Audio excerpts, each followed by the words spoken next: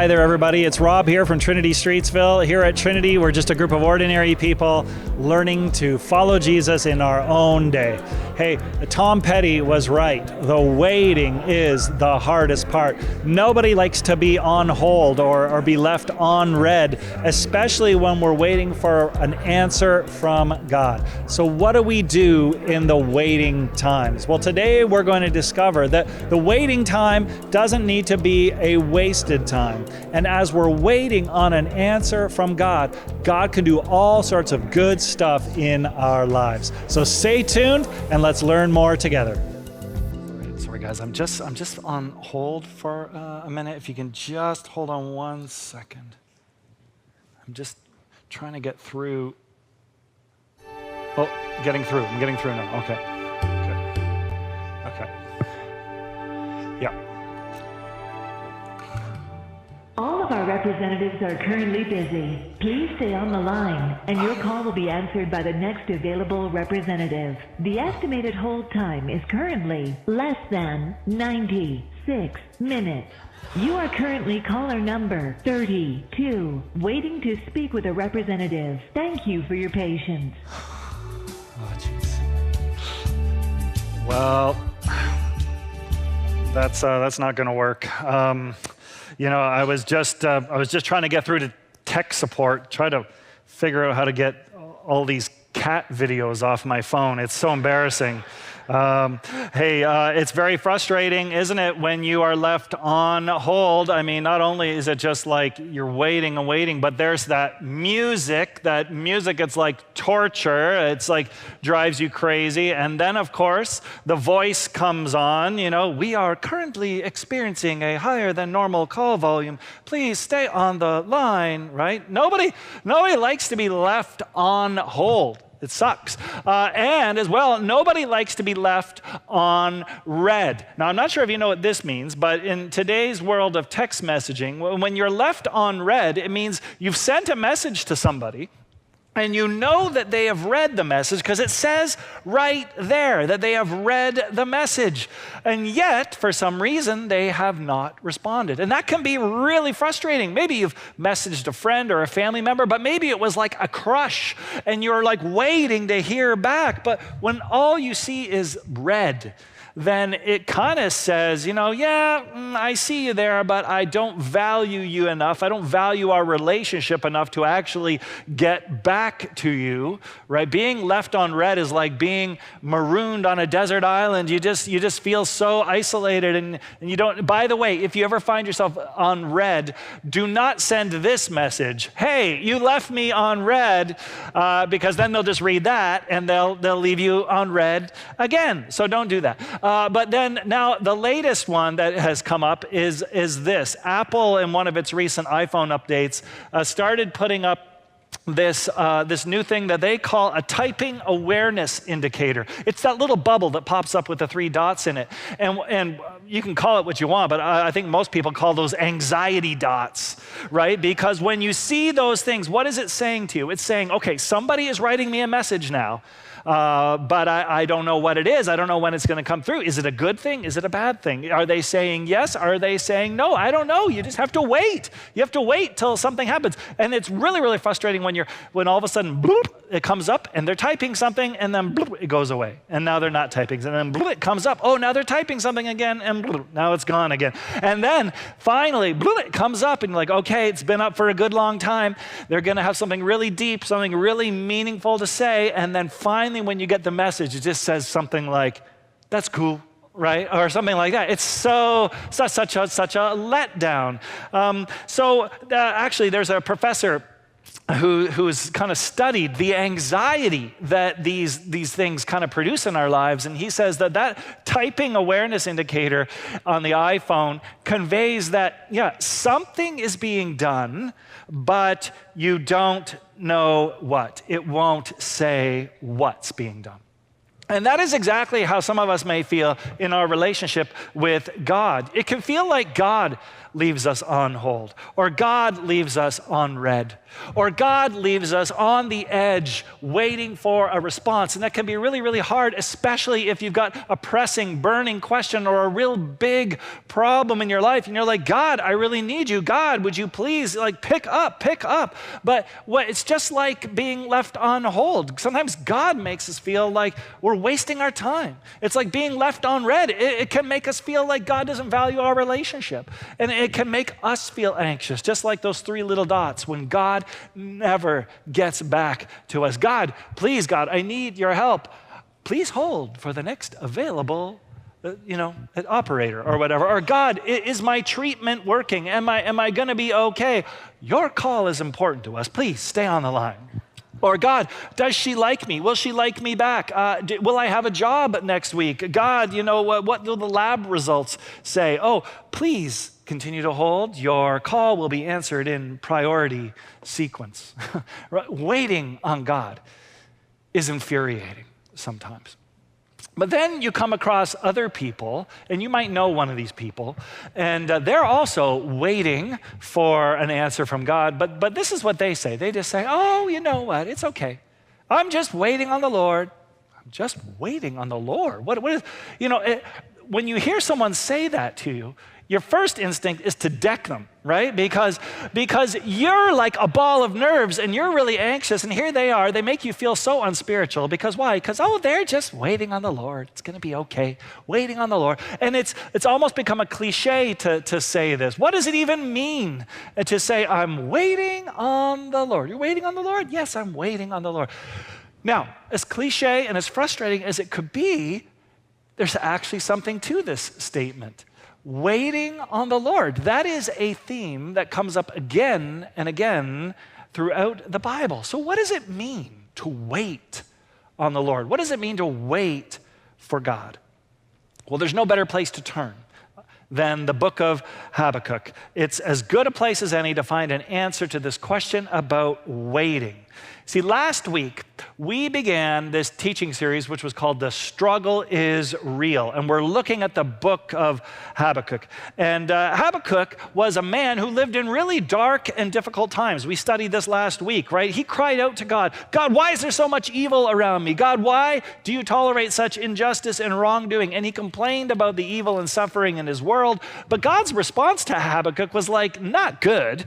God gets back to him and says, oh, you think this is bad? It's going to get even worse, because the Babylonians are going to come in and they're going to destroy everything around you. So for Habakkuk, he was in the midst of really dark days. Dark days were a-coming for Habakkuk. And last week, I tried to let you know that it's common for us to think that normally life should be good times and good days. And dark days are kind of the exception to the rule, but that's not true. History tells us that's not true. Habakkuk knows that's not true. And maybe even your life would tell you it's not true. That dark days come. Difficult times come, and there's nothing you can do about it. You just have to deal with it. Some people right now are dealing with the results of the American election last week, and some of them are saying, oh my gosh, dark days are coming. Our country is going to be plunged into deep, deep darkness. And all I want to say is, who knows? Because on the one hand, it does sound rather extreme, but on the other hand, it's of course very possible that it could happen. Because we know darkness can come. We know difficult days can descend on our lives and on our community, even on whole nations, just like that, and there's nothing we can do about it. But Habakkuk does teach us how to wait on the Lord. In the midst of dark days, there's something we can do, and that is wait. That's actually a good thing. Habakkuk starts in verse 1 with Habakkuk asking God a question.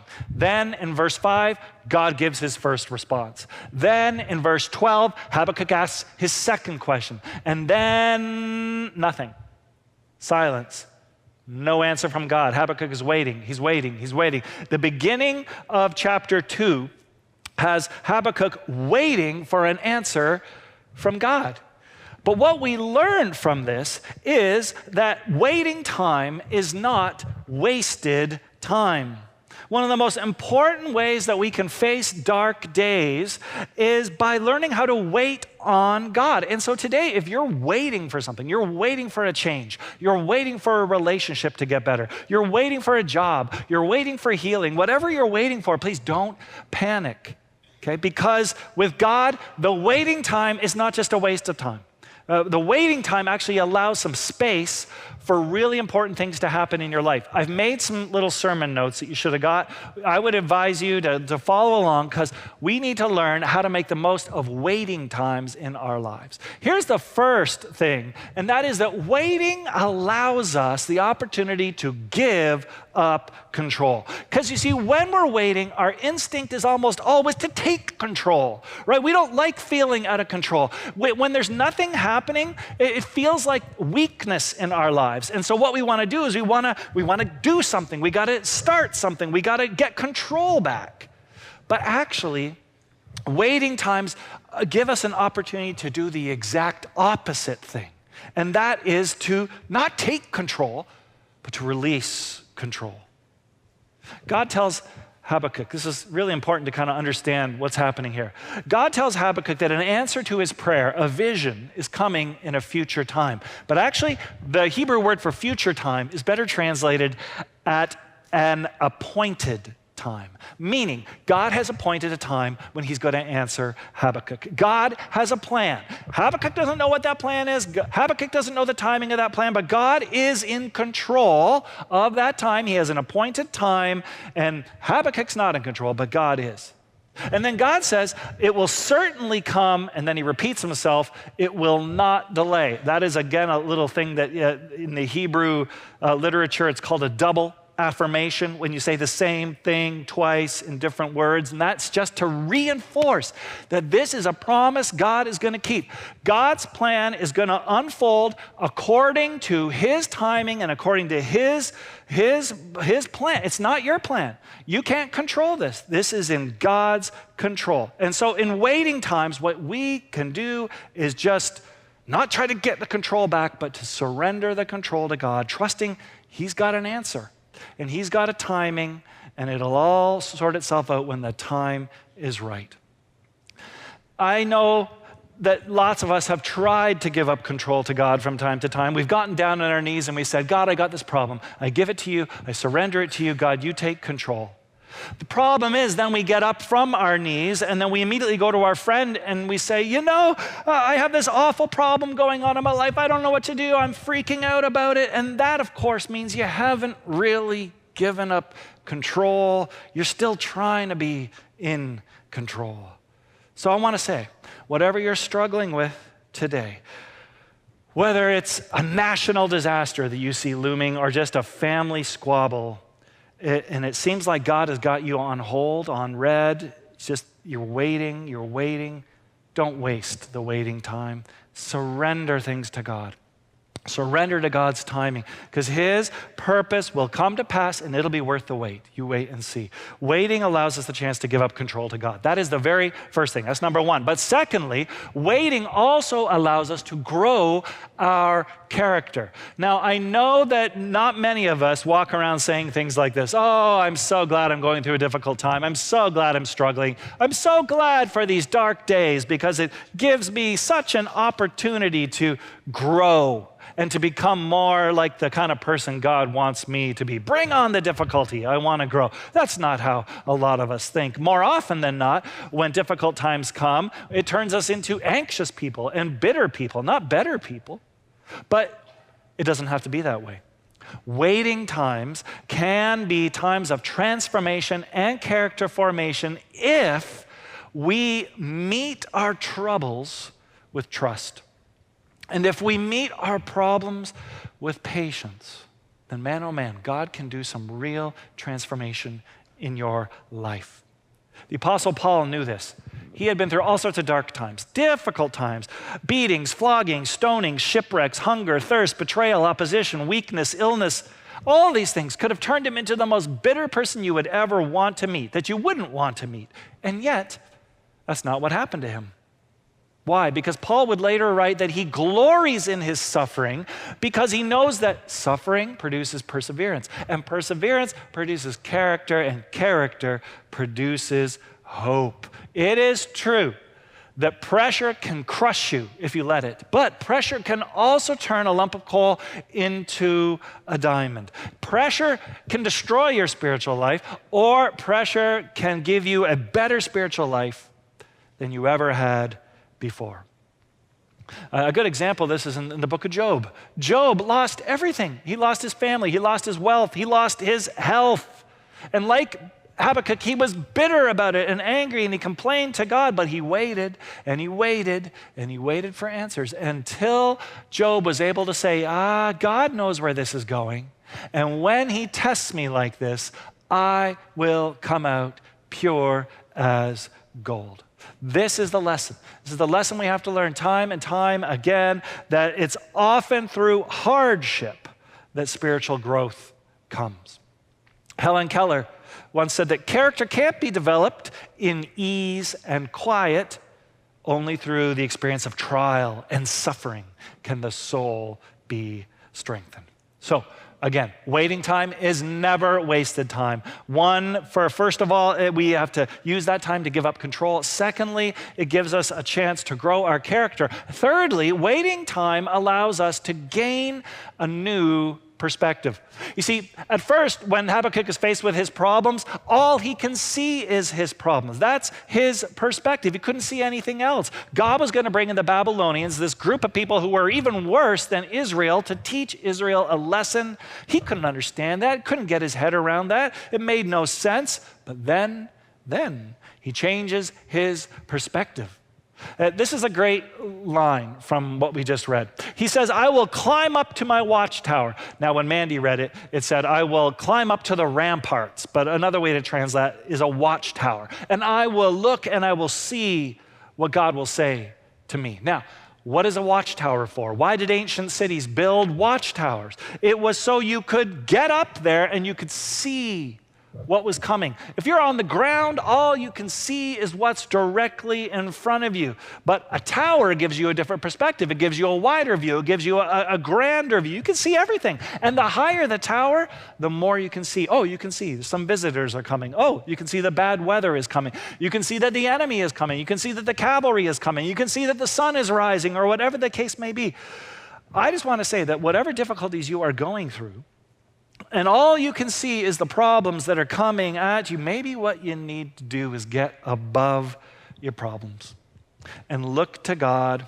Extricate yourself from this very narrow view of life that you have, and instead head up the tower and look to God and see it from another vantage point. Because when you do, when you see it in a new perspective, you will actually realize that there's more going on than the little problem that is before you. Hope is coming around the corner. Again, Paul gives us a good example of this. He was in the midst of pain and all sorts of persecution. And so what does he do? He says, hey, all that suffering is now nothing compared to, what do I see coming? I'm up in the tower. What do I see? God's glory is coming. God's rescue is coming. It is being revealed to us later. He's gone into the tower. He's now seen the bigger picture. And with eyes of faith, now his problems become smaller because he can see what God is doing, and it is bigger. That's how Paul handles his struggles. He changes his perspective. And that's how we can handle waiting times as well. We see things one way. God sees things another way. I don't know if you noticed, but in that reading, two seemingly contradictory things are happening at the same time. Though it linger, wait for it, because it'll certainly come and not delay. Well, how can something linger on the one hand and yet not delay on the other hand? And the answer is it's a question of perspective, right?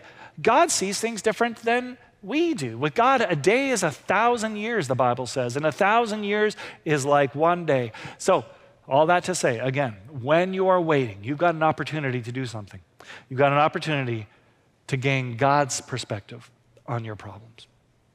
But still, there's a lot more. Waiting time is not wasted time, because waiting time also allows us to get to work. I know, you know, we all know that often when we are stuck waiting around for something, we don't do anything. We're just waiting for God's answer, and there's nothing to do, so might as well just twiddle our thumbs. We can't do anything while we're waiting. We have to wait first. But that's not true. That's not true. Habakkuk says that while he is waiting, he is going to stand at his guard post, or as we read, he will stand at his watch. In the military, if you're a guard and you're on duty and you're standing at your watch, then that's where you stand. That's what you do. It doesn't matter if you get tired or if you get bored or if you get sleepy or if you get sick. You need to stand watch. You've got work to do, right? You can't say, I'm kind of bored. I think I'm going to go home a little early today. I'm not getting much out of this. It looks fine. You know, I'm sure there's no problems and I'm just going to cut out. You can't do that. If you do that, then the whole city might be attacked. You've got to stand your guard. You've got to stand watch. And even though Habakkuk is struggling with God, even though he is going through dark times, and even though God seems to have put him on hold and left him on red, he is standing guard. He is standing his ground. He will not leave his post. And maybe I need to say that some people, when they're waiting on an answer for a prayer from God, they've been waiting years and years, and they're so disappointed that it feels like, you know, I'm just going to walk away. I'm going to leave my post, right? Because, you know, God seems so distant. I'm not getting anything out of this, so maybe I'll take off. I'll stop praying. You know, I'll stop going to church. I'll stop going to my life group. I'll stop reading my Bible, right? Waiting around doesn't mean we stop doing things. A waiter does not sit around doing nothing. No, he is busy. He is busy serving. And that's the kind of waiting that God has in mind as we wait for answers to our prayers. You know, someone once told John Newton, they said, you know, I'm not getting anything out of praying. And his response was, well, you're definitely not going to get anything out of not praying either. So don't stop praying. Don't leave your post. Don't leave your watch. Waiting time is still prayer time. Waiting time is still worship time. It's still serving time. It's still time to get up, keep putting one foot in front of the next.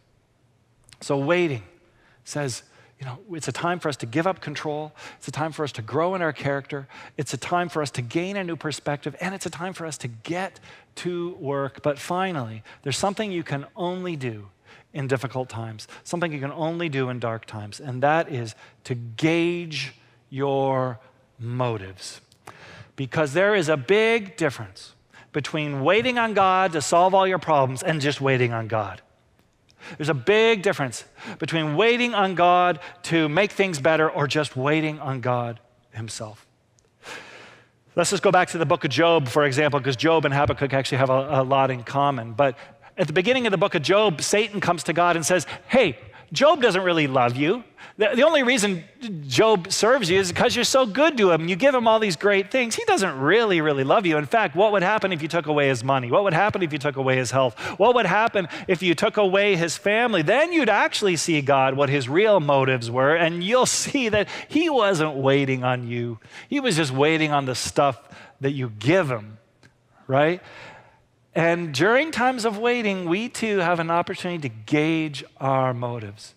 Can we pray Psalm 27 and say, I will wait for the Lord? Or are we more likely to say, I will wait for the Lord to give me good things? Or I will wait for the Lord to answer all my prayers just the way that I want? Can we just say, I'm going to wait for the Lord? Do we love God only when we get what we want? Or do we love God because he's God? Some people leave church. They say, you know, I used to pray, I used to go to church, but then God never answered my prayers, and so I left. But in that case, I'm not sure that God really was God. God was just a vending machine, and you were pressing buttons, and he kept dispensing these sweet treats that you enjoyed, but when the treats stopped coming out, then you stopped going to church. You know, were you really waiting on the Lord, or were you waiting on the stuff that he could give you?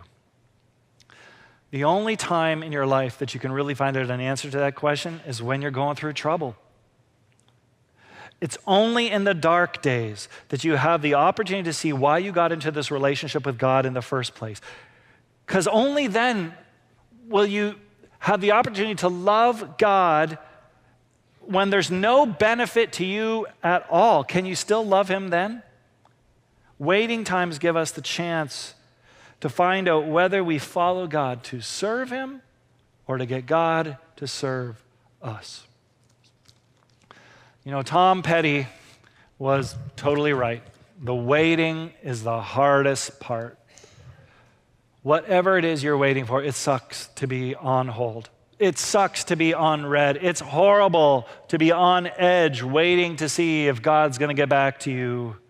And some of us here today, we've got anxiety dots all over our life, and we can't even sleep at night because of all this. But remember, waiting time is not wasted time. Waiting time allows us to give up our control, to grow our character, to gain a new perspective, to get to work, and to gauge our motives. So Trinity, in the words of Psalm 27, wait on the Lord, be strong, let your heart take courage, and wait on the Lord. Thanks be to God. Amen.